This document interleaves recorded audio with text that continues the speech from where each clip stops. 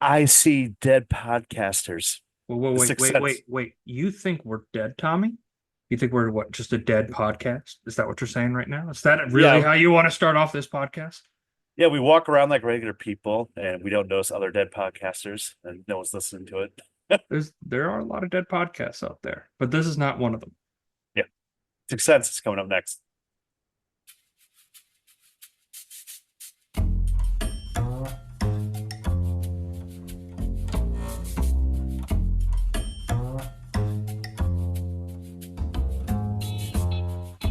Haven't seen it with Tim Sestito and Tommy Tevening.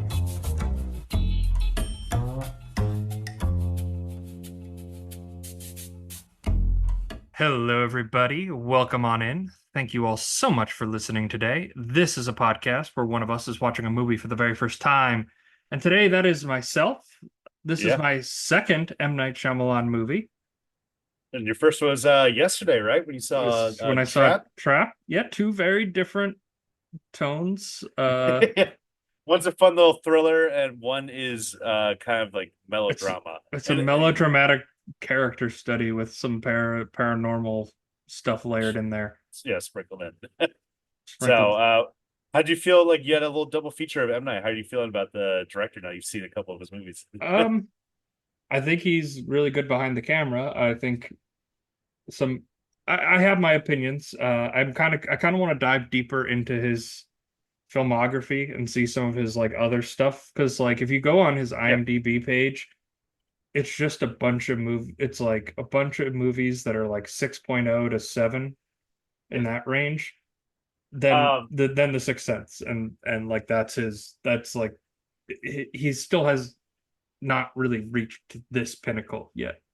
yeah, I mean that the Sixth Sense is definitely gonna be the movie he's most known for. You had a much better introduction to him than I did. My first introduction to M. Night was The Happening, which I saw in theaters, and Ooh, I've never seen so many people walk out of a movie before in a theater they before or walked since. they walked out. Yeah, people just hated The Happening so much that they're just like, dude, there's literally like droves of people because I think I saw it opening night and I just saw people That's with constantly throughout the movie. like Mark Wahlberg, right? Yeah, Mark Wahlberg and Zoe Deschanel were the plants kill people. Oh, that's a terrible like casting together. Yeah, the premise is like the plants make people kill themselves for some reason. It's a real Isn't dumb it movie. isn't it a Stephen King adaptation? No, not at all. It's just like M. Night trying to do like a B movie and it doesn't work. Yeah, it's got we'll definitely dive more into this. I guess the best way to kick it off is what I saw recently, and what I saw recently, which was yesterday, I went into the movies and I saw Trap. Yeah. I'd never seen an M. Night Shyamalan movie before. I thought it was a really fun premise, Mhm. and I was worried that they might have given a little bit too much away in the trailer, and I was correct. Mhm. Um, it's one of those things where the idea is actually genius for the movie, but then like it's a lot of yes and if you get what I'm saying. Mhm.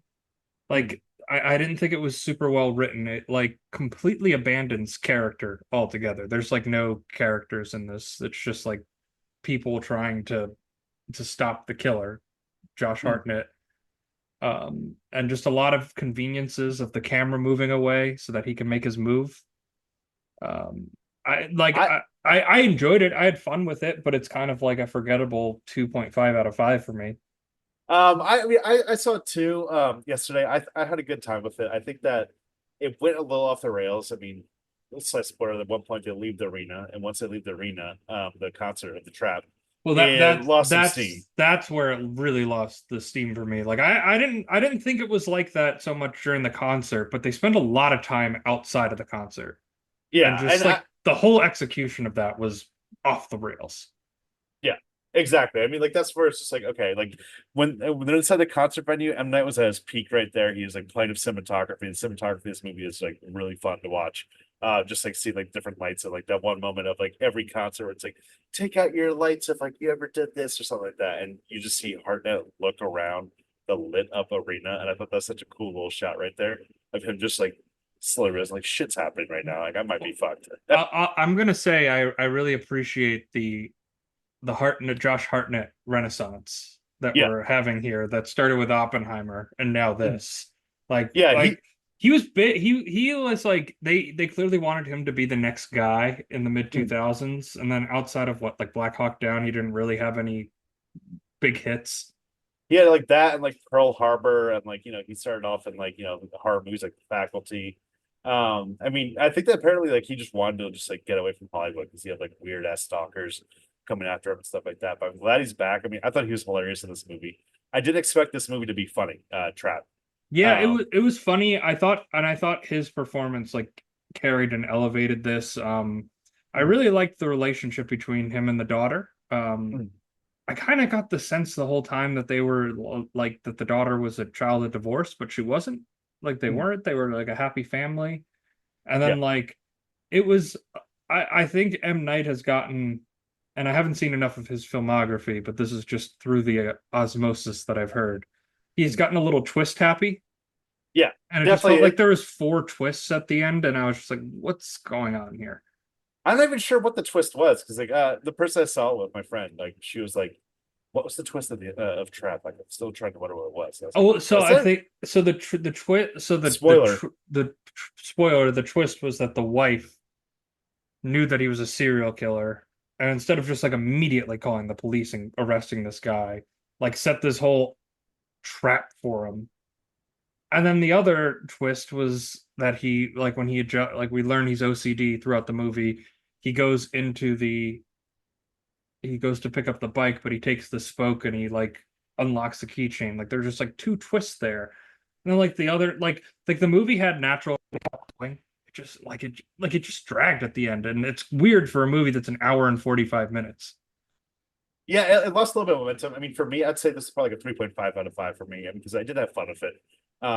I didn't think M. Night's daughter though was that great in the role. Was she the one playing Raven? Lady Yeah, she was Lady Raven? Raven. Yeah, she was like okay in it. Yeah, that's Just I, also the other thing I didn't get. Like, even if the FBI wanted to stage something at her concert, how is she so she's like so overly invested in finding the killer, you know? yeah. If there's one problem with the movie, it felt like a live show. I mean, a talent stuff show. Where like I wish that there's a little more like talking about like what the butcher did instead of just like having like the security guy who was great. The merch guy was great. He was hilarious in the movie, but he pretty much just like was just the exposition character. It was like, yeah, I love the killer. Here's what he's done and stuff like that. It's like, okay, why don't we like see like that stuff? Just like the cut to the guy in the basement. We need to know how dangerous this butcher is instead of just some guy being like, this is what he is. Yeah, it would have been more interesting if there was more like news reports with it where you see the scenes of the crime afterwards or something like that. Versus like yeah, just the exposition just it was some exposition dump, but I thought like when he was in there and he's trying to figure he gets like the password that all the employees have, he gets the radio, he sets the bomb off in the kitchen to go run up the stairs, creates like little diversions here or there. And I'm like, okay, this is fun. Like, I kind of Yeah. just wanted that to be the whole movie, and then he either gets caught or not. Like, I think it would have worked better if the whole movie was him just getting caught, his daughter just losing complete trust in him, and him getting away, versus like the 30-minute, what felt like an epilogue of the movie. Like that was me Yeah. personally. Yeah, they'll extend up. Like, I mean, I think they still had some stuff that was good, like of like Lady Raven being in the bathroom and like him just like, hey, give me back my fucking phone, and him just freaking out, and hearing his family just like, what are you doing? What's going on, Dad? Dad, you're going off. But I think there's just like some great humor moments. In fact, that he lies to M. Night Shyamalan, Shyamalan's like cameo character. He was like, yeah, she has leukemia. Can you like bring her up on stage? Yeah, I've thought that one was going to backfire on him in the Yeah. worst way, and it didn't. Oh Another yeah. another one of those things that I thought was going to happen. I mean, it's a fun time at the movies, good date night movie, I would say. Um, don't expect something greater than the sum of its parts is probably my thought. I just thought it really abandoned character and logic, and then logic in the second half, but it didn't. There weren't really characters in this movie. Like they tried to with the daughter having like the fallout with her friend group and like him and the mom going back and forth, but they like nothing came of it.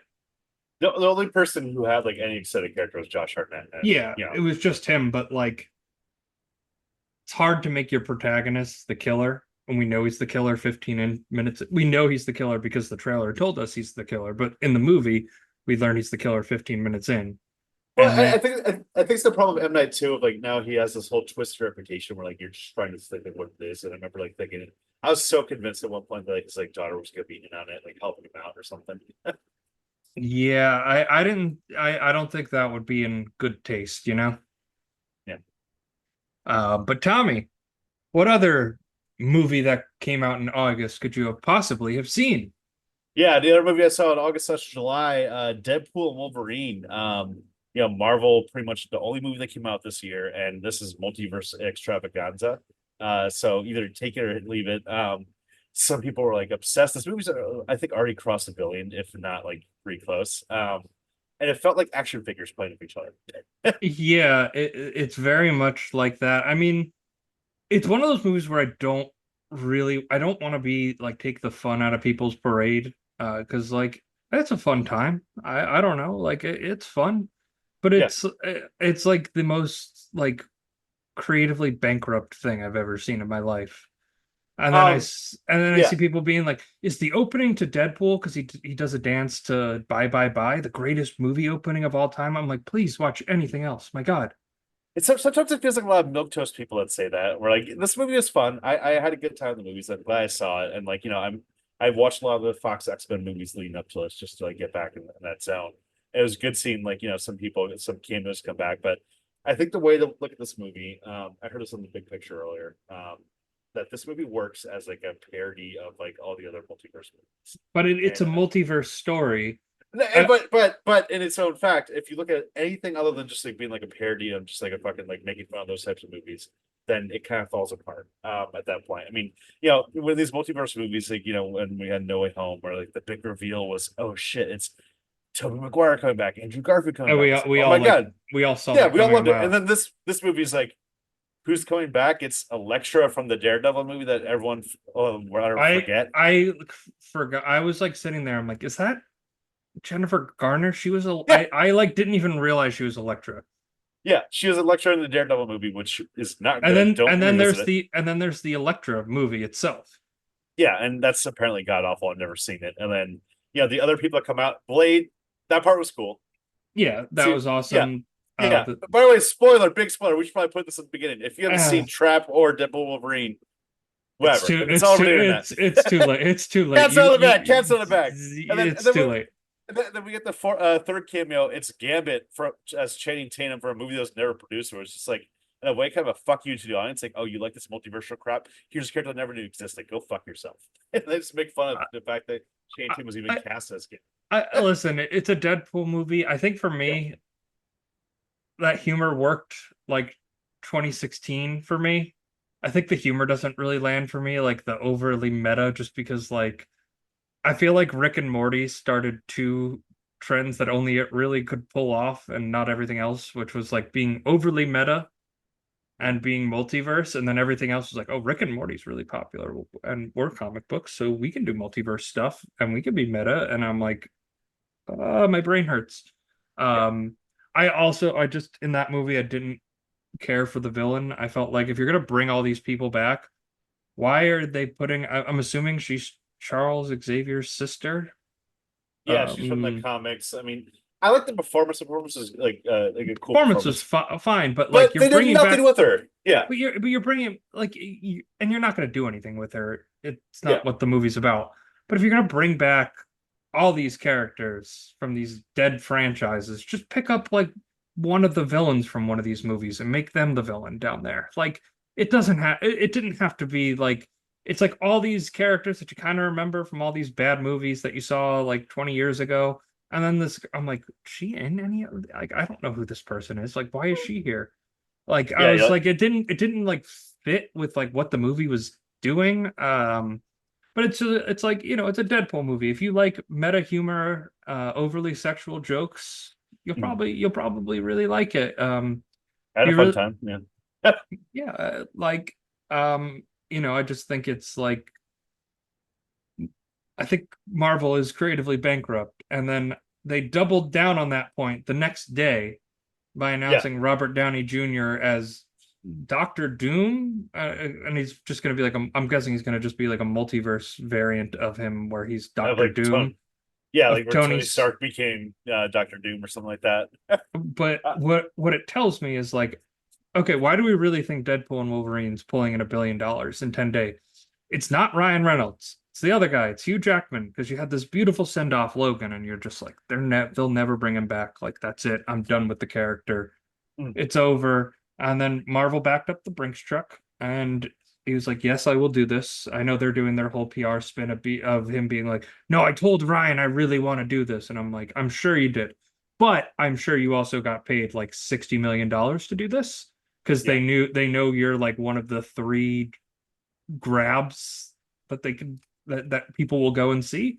And Robert Mm. Downey Jr. is the other one of those, maybe like the one of two, like people that will go to the movies to go see them because they're in this superhero movie.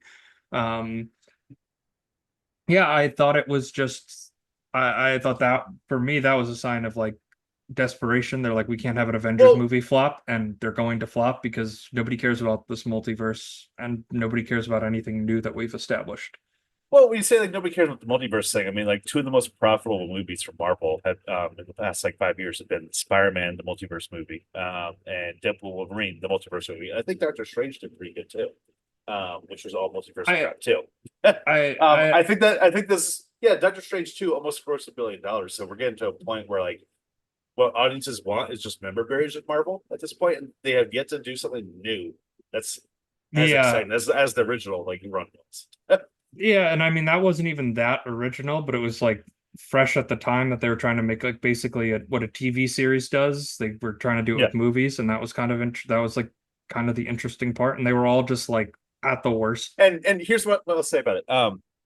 Sean Levy is just not a visually interesting director whatsoever. Like No, if you look at his filmography, he is the perfect director for Marvel Studios. he He looked doesn't have a toast. he doesn't have a creative vision. He is a producer's dream and a studio Yeah, able to say. And if you look at his filmography, it's all these like very forgettable movies.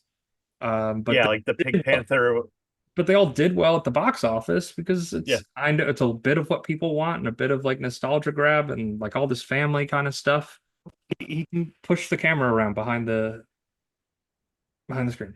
That's all I'm gonna say about it right now. So I think I'm good on that front. But let's talk going about a back to M better Night. let's talk about a better movie. Let's talk about The Sixth Sense. Cole, what's wrong? Don't worry.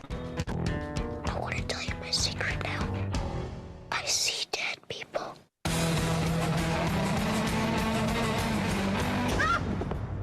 You ever feel the prickly things on the back of your neck? Yes. That's them. The Sixth Sense, rated PG-13, starts Friday, August 6th. All right, The Sixth Sense, written by M. Night Shyamalan, directed by M. Night Shyamalan either. Also, can I just say that trailer does not match the tone of the movie whatsoever. It's so late 90s it hurts, and it's like Yeah, very jarring from what like the music you get is this like wonderful symphonic score underneath everything, like no licensed music, no edgy music. It's very traditional Hollywood score, and then that is just like late 90s rock music. it Like makes it sound like it's gonna be like a fun horror movie with Bruce Willis at the lead right there. It's like I like this movie a lot. I wouldn't call it a fun time at the movies. I mean, this is a movie that like overall the twist I think is what this is most like. I mean, to me, I'm assuming you had to know, of course, that Bruce Willis was the guy in the hairpiece the whole time, right? yes, well that was obvious. Yeah. But premise of this movie, Bruce Willis is a child psychologist whose patient, who is played by Haley Joel Osment, claims he can see and talk to the dead. And it follows that relationship, but it starts with Bruce Willis and his wife winning an award, and his former patient, who was played by Donnie Wahlberg. I had no idea that was Donnie Wahlberg. Like, I didn't even know he He could look like that. he lost 40 pounds for the role apparently and was like sleeping on the streets of Philadelphia to get in the role. Real method acting from Donnie right there. He looked like the guy in It's Always Sunny. Yeah, Cricket. Cricket. Yeah, he looked like, I thought that was the actor who played Cricket. And then I looked it up and I'm like, that's Donnie Wahlberg? What? Yeah. Um, What a roller shade right there. Um, so I think the opening movie, I mean, like, it's kind of funny because, like, I assume we both went in just knowing, like, obviously the most famous twist of all time. Bruce Willis is dead the whole time. So it's kind of one of those things where, like, I wish I saw this movie without that context. Like, this is like, when you think of like the big, like, one of the big movie screens you wish you went to, like, throughout history, for me, one of them would be top five seeing this movie opening night, not knowing anything about the movie. Just Bruce Willis as a ghost and seeing how much the fucking twist would blow my mind if I was able to catch it beforehand because I, I'm I, terrible at catching the twists. I think you could catch the twist. So I went into this, I knew the twist, but I Yeah. forgot the twist when I Mm. started it. I just knew like I see dead people, and I was kind of getting a little confused. I was like, is that the twist? Yes. Yeah, spoiler alert for this whole thing. I think we already did that with like movies that came out recently. Yeah, yeah. This movie came out 25 years ago. If you're behind the eight ball on that one, I don't know what to tell you. Yeah. But yeah, on the twist on this one, Bruce Willis is shot and dead and is dead. And Haley Joel Osment can see him, and he sees a lot of similarities between Vincent, who shot him and who had these troubles, and wants to make Mm. sure that he can rectify them with Cole, with his new child. And I like forgot the twist, and then there's the scene where they're at the restaurant. It's like the at the Italian restaurant. He comes in late. He's like talking to his wife. She's just completely ignoring him, and I was like, "Oh yeah, he's dead." I forgot Oh that was the yeah, I forgot. twist. I I forgot that forgot was he's the dead.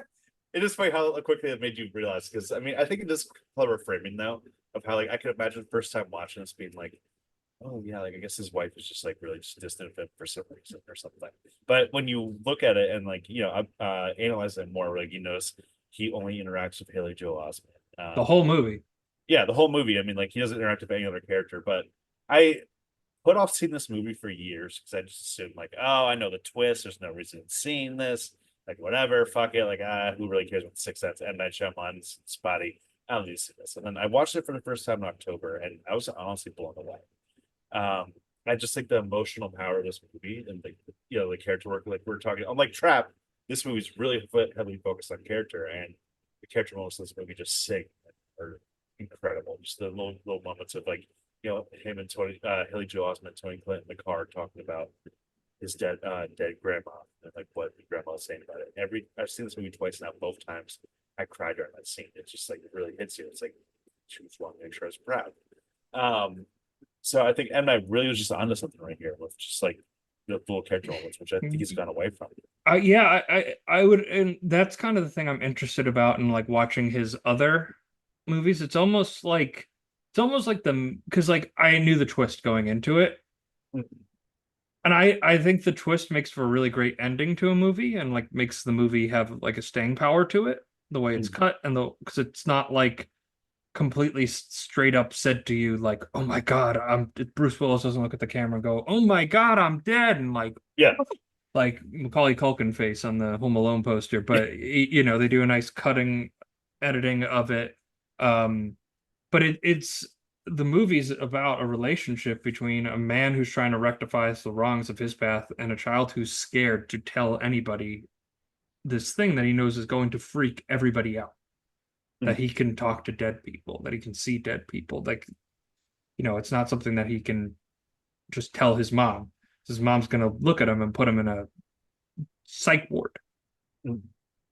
Um, and I think, there's just like clever little hints of like even the twist of I see dead people when the mom's cleaning the house and they're looking at the pictures of her with her son, and there's just like the little it almost looks like a camera flash on it, but it's just like a little orb of a spirit captured in these pictures. Like Mhm. there's little moments that like build up to it if you went into this movie completely blind. But it does make you think because like for Bruce's character, Malcolm, you know, his character is about he's his wife said it at the beginning. It's like you always put everybody second, including myself, to help these people. Like I'm so proud of everything that you've done. Um, and then this movie is him doing that again. Um, and Mm. trying to really rectify the wrongs of what he did to Vincent, or what Vincent said. It's not really made clear to us what happened because he's very hysterical and shoots them. Mm. And the way the movie's framed, we're supposed to believe that he survived the gunshot. Yeah. And it's kind of framed that way. I really thought the interactions between Bruce and the wife, played by Olivia Williams, were really cleverly done. Mm. Like Yeah, I mean, Emma in even general just knows how to frame this movie just really well. So a way where, like I said earlier, like I just think rewatching this over and over again, it's just very fun to see like the ways that he like made it seem. I mean, when you're doing like a twist ending, it's essentially kind of playing a magic trick on the audience right there. And some of the later Mad movies, the twist is kind of just grown worthy or whatever. It's just, really like yeah, it this would the be a whole time. it's like, dude, it would be a twist now if you just didn't put a twist in your movie.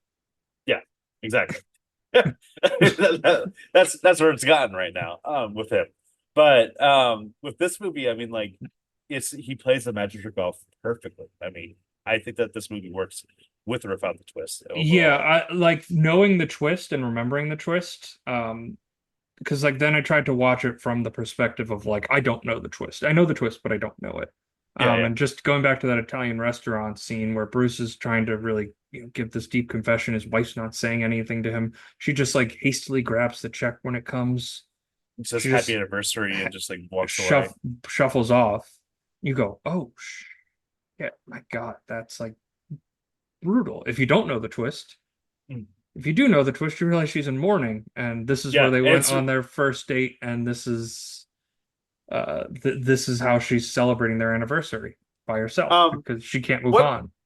one thing that's like funny to think about this movie is how Haley Joel Osment says, people that are dead, they just don't see the things, they see what they want to see. So in this case, Bruce Willis is like thinking this whole time that his wife is like cheating on him and everything like that. He's like, it's like, how long would it take Bruce Willis on his own to catch the fact that he's dead himself if it wasn't for that last scene in the movie? Because like at one point when he'd been like, my wife just moved in with some new guy and like I'm still in this house for some reason. Yeah, that part of it was like little underbaked, but they also didn't focus too much on it. It was definitely the B story. Yeah, Like I would say like Cole, Haley Joel Osment, he's the protagonist of this movie. 100%. Yeah. Like this is his story, and it's really about the relationship between him and Malcolm and him and his mother, Lynn. Single mother, he's a child of divorce. And I really also liked that framing mechanism where when we first meet him and he walks into the church with him, it's kind of said almost like your mom asked me to come talk to you. Like that's very believable. Like, oh crap, okay, this kid's they show the notes and it's like he's comparing the similarities between Vincent and him.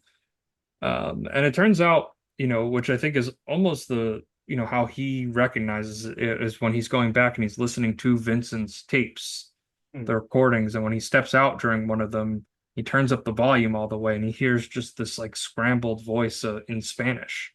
Mm. Um, I think that's a part of the twist. Yeah, I mean, I think that Bruce Willis and like Haley Joel Osment just have such amazing chemistry in this. I just love the scene of where he's like in the house with Haley Joel, and he's like, "All right, so let's play a game right here. Um, I'm going to say something, and if it's true, walk closer to me. If it's false, He walk further away." very Yeah. Bruce is excellent in this movie. Mm. It's a very Like, quiet performance, which works for the fact that like he's not realizing that he's like dead the whole time. It's like but if he was, it shakes your expectation of Bruce Willis, the movie star, Die mm, Hard, great run in the 90s, dude. And then you get to it and then like this is 1999.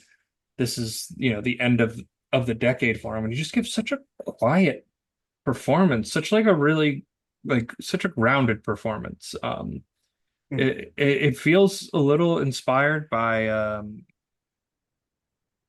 Robin Williams, Good Will Hunting. It almost feels a little bit informed by that. I I, don't. I, I guess I can see what you're saying a little bit with that. I mean, this is a movie where Bruce Willis just shows how good of a listener he is in terms of acting, because that's really what he's bouncing off of, like over and over again, just like hearing the moments of just like that sucks right there. What's funny about this movie is that he was essentially forced into this movie. Apparently, like a few years prior to this movie happening, there was some movie, Disney movie called Broadway Baller that was coming out. 20 days into production, Bruce Willis got pissed off, had a mega movie star moment, fired the director and most of the crew, and then the movie just ended up never happening. And Disney was like, "All right, we're not going to sue you unless you do three movies for us." And the three movies were Armageddon, this, and The Kid. And Armageddon's like a cheesy fucking blockbuster. I don't remember Block The Kid too made much. probably made him a bunch of money. Yeah, and then but each movie he was paid 10 million, which is below his usual rate. So it's just like, you gotta do us a fucking favor here. And thankfully, like one of those movies ended up being a Stone Cold classic, 6 cents. Yeah, and it's definitely that. And I really wanted to kind of touch on the relationship between Cole and Lynn, the mother, and how how protective she is of him, because we get a lot of situations where it's Cole getting in trouble. There's that great sequence with the teacher, stuttering Sam.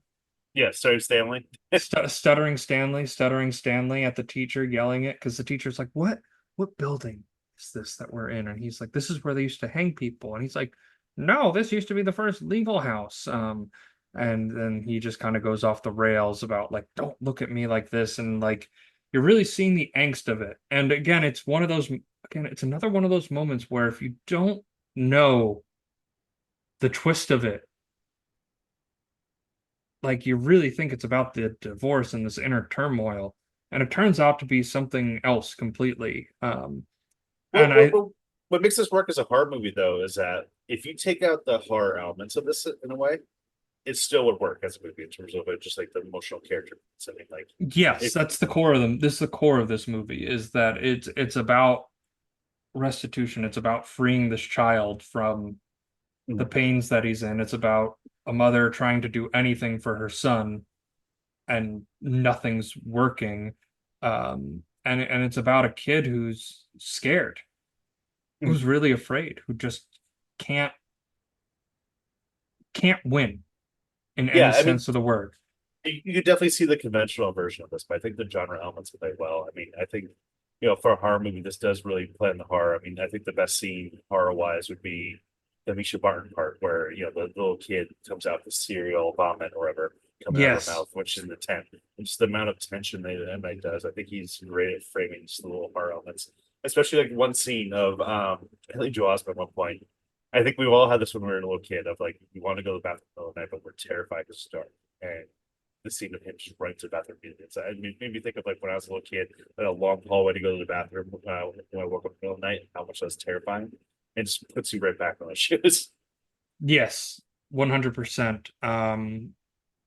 Yeah, it kind of puts you into there. It kind of plays those little horror elements, but I think the horror works because it is played like such a straight drama with like these Yeah. creepy little elements. Mhm. Is the scene that like devastated this for me.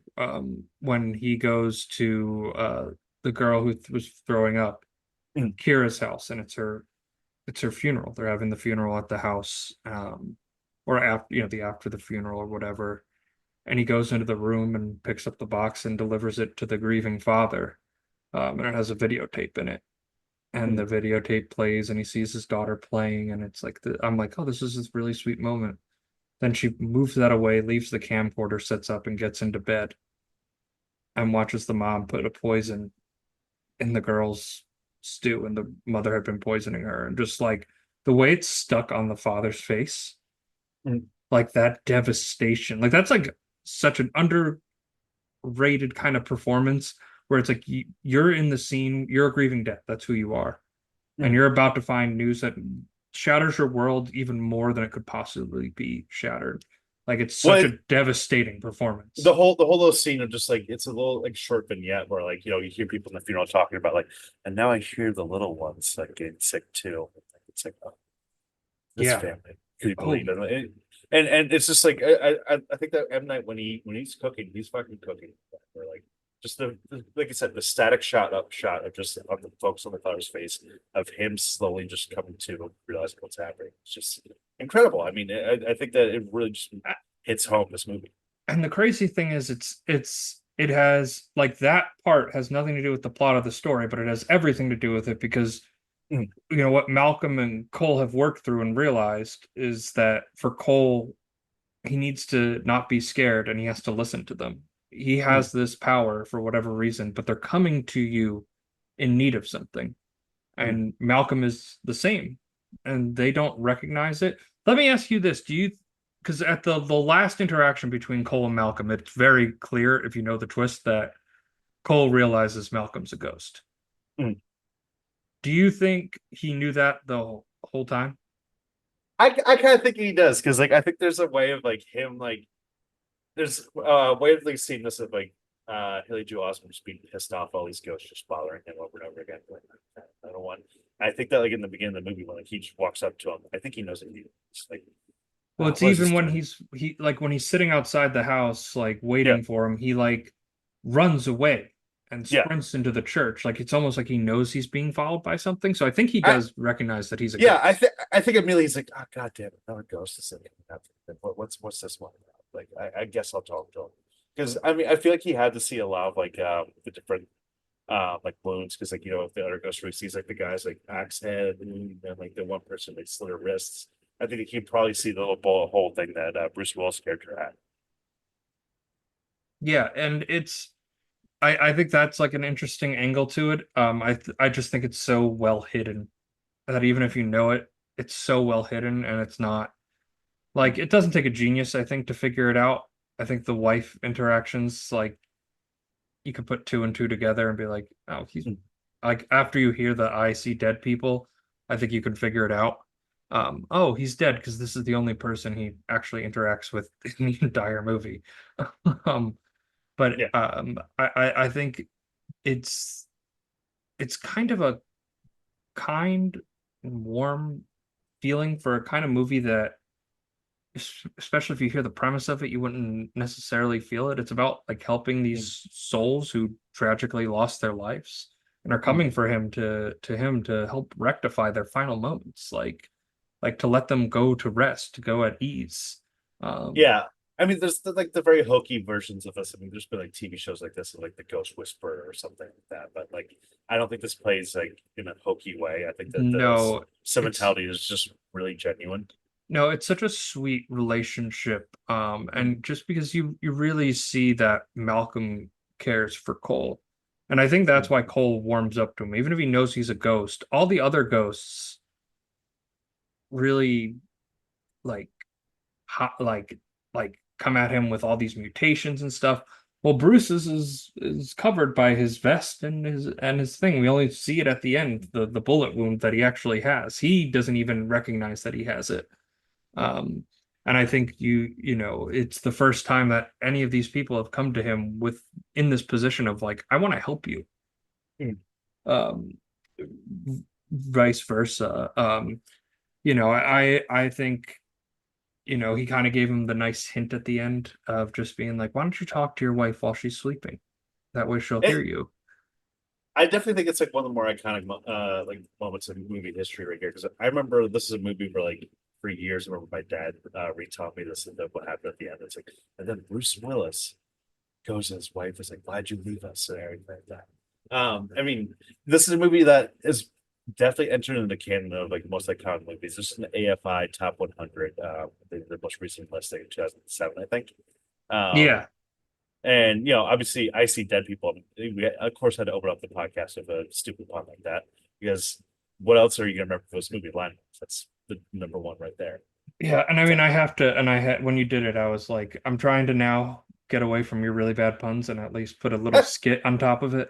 yeah, Just you know, a little inside baseball here, but you know, trying to make sure that they're not that people don't new people that keep finding this podcast click play, hear a terrible pun and go, all right, all right, that's enough there. yeah, and we're done. And we're done there. Okay, that's enough. But yeah, it's just a genuinely sweet movie. I, you know, one of the other things I wanted to that I noted down too was that felt like M. Night, like his direction's really clear and crisp here. And I would part of the reason I'm curious about like his other films because none of them have really gotten the critical acclaim that this one has ever had. And one, I'm going to assume it's getting too reliant on the twist, and Um, two, yeah, and it's just and two, and two is getting away from like the characters and the scripts because he writes and directs all of his movies. But I would imagine the direction stays the same because even coming from Trap to this, like I felt like I wasn't watching too different. I thought he just really utilized light and shadow really well in this movie to like enhance the horror elements of yeah. the movie. And he's definitely trying like more elevated stuff here, whereas Trap is he's trying to play like a pulpy thriller, which it I think did well. But I mean, looking at like his critic reviews for his whole filmography, I mean, the Sixth Sense has like 86% on Rotten Tomatoes, and the next highest for him is Signs, which I think is a good movie. Has 74%. So after that, it's like a little hit or miss right there. Some are like have got awful reception.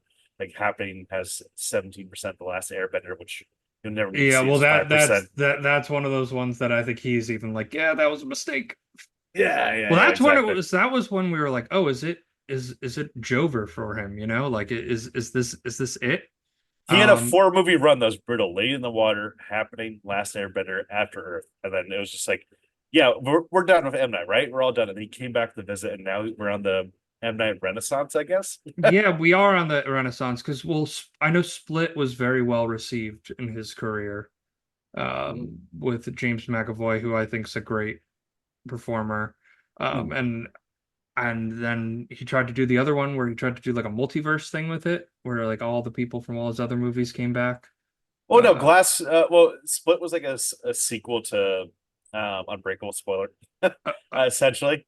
But then Glass is no, like they brought it all together, and then he did the movie with the old beach where people get come old on the beach, which I still need to see. then he had Knock at the Cabin, Oh yeah, yeah, that was last year. Yeah, forgot and about then that one. Trap. Yeah, like I kind of want to watch more of his movies just to get a sense of like what works in an M. Night movie and what doesn't, because it's Trap and this are just two such vastly different movies, both trying to do very different things. Like this is trying to be elevated and succeeds at it. Trap has no intentions of being some high art film, some elevated work of art. You know, Yeah, it's a popcorn pleaser. it's like M. Night Sixth Sense was such a big hit and like such a great society success that he ended up having like the title of being like the next Spielberg or Hitchcock, and I think that that's very lofty shoes to fill into. And while like he's definitely one of the most like named directors that people know, I don't think that he lived up to that at the end of the day. But Yeah, who knows? I would agree with that. Yeah. Let's talk about the best performances of the movie. I am a star. I'm a star, I'm a star, I'm a star. I am a big, bright, shining star. All right, Tommy, who was the star of the movie? Because I think it's Haley Joel Osment in this. He's had a very interesting career. I feel like he had this, and everybody's like, this is the greatest child performance ever. And then like he's been a working actor. I looked on his IMDb as like over 120. He's still working today. I mean, He's still working, but he never became a big star. yeah, yeah. I mean, like his biggest role other than this was probably like Pay It Forward or AI. AI. I forgot about AI. I mean, like the little moments we were talking about before, like the scene in the car of him and Tony Collette, like talking about like Grandma's proud. The scene of like Bruce Willis and playing the game. I think that like this movie, if the kid actor was terrible, it wouldn't have worked. It's been annoying. And this is definitely up there. It's like one of the very good performances. He was nominated for Best Supporting Actor. He lost to Michael Caine in The Cider House Rules, but Which is so I, weird because that's apparently a very I'm pulling up that year. It's a very good year, and Michael Caine won for the one movie in that list that's like very, very forgettable. yeah, Um, it's, exactly. Like, it's Tom Cruise in Magnolia, Michael Clark Duncan in The Green Mile, Jude Law in The Talented Mr. Ripley, and Haley Joel Osment in The Sixth Sense, and then The Cider House Rules. What? yeah, that's a movie that like I feel like nobody's really been talking about as much today. I mean, even when you look at the best picture race for this, it's Cider House Rules, American Beauty, Green Mile, The Insider, and Sixth Sense. I think of the five. Looking back, I think the Sixth Sense should have won. Well, looking back, The Sixth Sense has the longest legacy. Yeah, Yeah, I think American Beauty gets the spacey effect now. a little bit. I think it just gets a little hate from like cynical people. It is what it is. I haven't watched it in a very. You said you've never seen that, right? Yeah, I've never seen American Beauty. 25th anniversary. Yeah. Add to the list. But overall, I mean, we haven't talked too much about Toni Collette. I think that like just the scenes of like her, just like she was nominated for an Oscar too.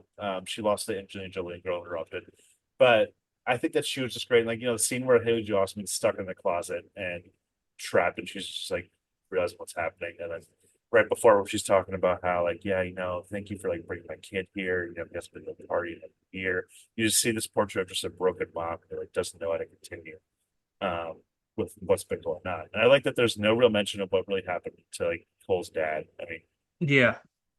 We don't need to stick on it, but I think that just Toni Collette just says a lot just in her face and her reactions. And it's a nice misdirection as well for the audience in the beginning because you think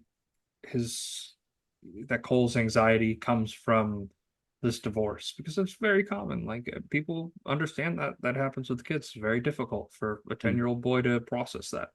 And it's a nice misdirect that's like the least of his worries, the least of his concerns that his dad's not around. It's a two-way. I almost want to give it to both of them. I feel like a lot of times with child performances, you play off of the adult.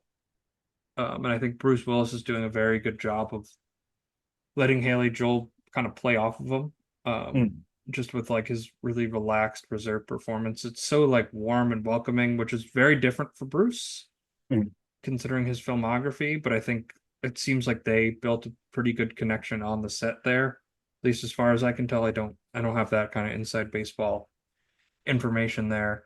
But I kind of want to give it to Bruce too because it's such an understated performance for him. It's so different than anything he did in his career, really. Yeah, we're used to Bruce Willis being the jokester and like wisecracking like all the time, and like this movie, I mean, I can't remember any wisecracks happening. And this is like I said earlier, just a movie of him just taking them in and listening, just really being out there and introverted in a way that like we're not really used to seeing Bruce. And I think it just shows the range of him and why it sucks that he's can't act in, unfortunately, if everything that happened. Yeah, I feel bad for whoever was managing the end of his career because he just did a bunch of red box garbage for these cheap productions that would give him, $500,000 for a day's work, and his family's like, okay, we'll take the money. He can't act anymore. He can't even remember his lines. Like they just like exploited his dementia to the point that it couldn't work anymore, which I think is very sad. And but yeah, Bruce Willis will be remembered as a great actor, a great movie star, and this will be one of his defining performances for sure. Are you ready, comedy partner? Waka waka. Okay. All right, Tommy. Would The Sixth Sense work as a Muppet adaptation? I feel like this movie's a little too serious, sentimental in a way. Like I can't imagine really a parody of it. Though I would not be shocked if there was a Muppet parody of like Piggy or something like that, saying like "I see dead Muppets" or something like that. Because it would be the twist could be as like I see humans, and then it turns out that Bruce Willis was a human all along, and like that's the only time we see Kermit turn into Bruce Willis at the end. Yeah, I mean, it doesn't really work. Yeah. I mean, would you keep Haley Joel Osment as the human and then everyone else is Muppet? All the ghosts are Muppets. That's all it is. It's not I see dead people. I see Muppets. I see dead Muppets. I see dead Muppets. Yeah, there we go. We unlocked it there. It would just be funny if they were Muppets without marionettes underneath them. So it's just like the puppets, like very lifeless, just hanging limb, like shoulder down, like their mouth agape, and he's just like, ah. Yeah, exactly. Yeah, that's all we need right there. That's pretty much what we need there. But Tommy, review time. Give me a score out of 5. All right, so when I heard about The Sixth Sense for years, I dismissed this film, M. Night, spotty record and all, and I didn't think anything of it. And I was pleasantly surprised at how great this was. I think the different character moments just really sing. I think the Haley Joel Osment's amazing. This movie really makes me tear up. It's very emotional, and the harm elements really kick in. I'm gonna go 4.5 out of 5. There's a reason why M. Night Shyamalan will always have a career. It's because he can always say, "I made The Sixth Sense." Yeah, I'm between a 4 and a 4.5. I'm leaning towards a 4 out of 5. I think it's a really great movie. I would say it's unquestionably his best film, without a doubt. I think everything works in this movie. I think I had a really great time. I'm gonna go 4.5 out of 5. I think it's a little bit above a 4, actually. I'm changing my mind here. I think it's really great directions, really great performances. Had an absolutely like one of the most devastating moments I've watched in a movie about a character I don't care about at that moment in time, Yeah. other than feeling sad for him in there and just like watching that reaction. Really well disguised twist. And I'm kind of curious to, see Unbreakable or Signs or some of these other movies and kind of see what happened. Yeah. What did he? Because it could have just been a taste difference. Like it's like I don't want to write these like deep, complex stories. I just kind of want to make pulpy crap, and that's fine. It's insane to see like the drop off that happened. I mean, once he gets to the happening, it's like this is the same guy who made The Sixth Sense. Are you kidding? So you did not like The Happening, huh? I think it works as a movie you watch very drunk with friends, and not outside that context. That's fair. That's a lot of bad movies work very Yeah. well in that context. But Tommy, any final thoughts before we wrap up this episode? Well, thank you guys so much for listening. For our M. Night Shyamalan / Deadpool Wolverine mashup right there. You can follow us on social media at CNETPod. That's on Twitter, Instagram, TikTok, a thread. And leave us a 5-star review, Apple, Spotify, wherever you get your podcasts. Helps us grow the show, helps us out a lot. And next week, we're going to be covering a movie that might not be good, might be awful, actually. And I'm curious to see how it is. Showgirls. We're going back to Paul Verhoeven. We covered him a lot. And this could be one of the worst movies we ever cover. And I'm excited to see if it is. So we're doing Showgirls. I thought we were doing The Mask. I guess that got pushed back another week, but that's all right. Yeah. That's like it's going to become a running joke now. Oh, we're going to do The Mask eventually. That's our Matt Damon. So apparently IFC Center's doing a screen of Showgirls. I'm going to go because I need to see this movie on the big screen and see all the trashes of Paul Verhoeven. Oh, next Sunday. Excess.